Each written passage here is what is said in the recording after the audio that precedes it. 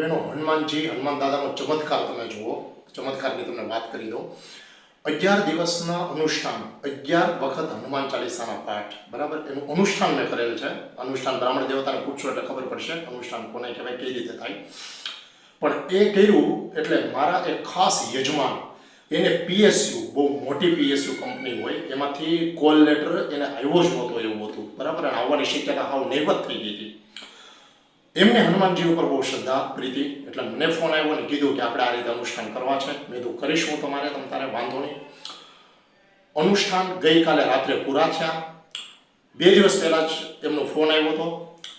એમને અનુષ્ઠાન પૂર્ણ થયા પહેલાં દક્ષિણા મોકલી દીધી અને સાથે સાથે હનુમાનજી મહારાજને પ્રસાદ ધરાવવાની વાત થઈ. એટલે ગઈકાલે અનુષ્ઠાન પૂરા થવાના હતા. મેં કીધું શનિવારે આપણે પ્રસાદ ધરાવીએ, તો કે કાંઈ વાંધો નહીં, એ રાખ્યા.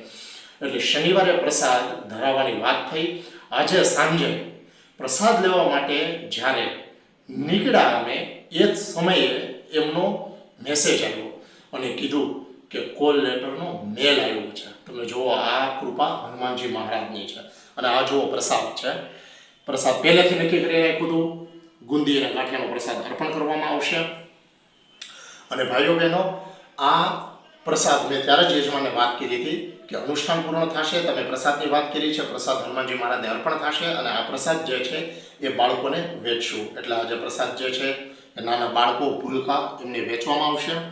સાથે સાથે બીજી વાત કરું, મારો જે વિડીયો યુટ્યુબ, મારી વેદી સીધી ચેનલ છે, એમાં ઇન્સ્ટાગ્રામ બધે મેં મૂક્યો છે. શિવ હનુમાનજી, જ્યારે શિવનું પણ અનુષ્ઠાન હતું મારા એક બીજા યજમાનનું, એટલે તમે એમનું સ્થાપન જોયેલું છે.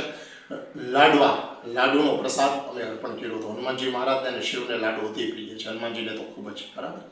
એટલે નિશ્ચિતપણે તમારી દરેક કાર્ય સિદ્ધિ થાય. તમે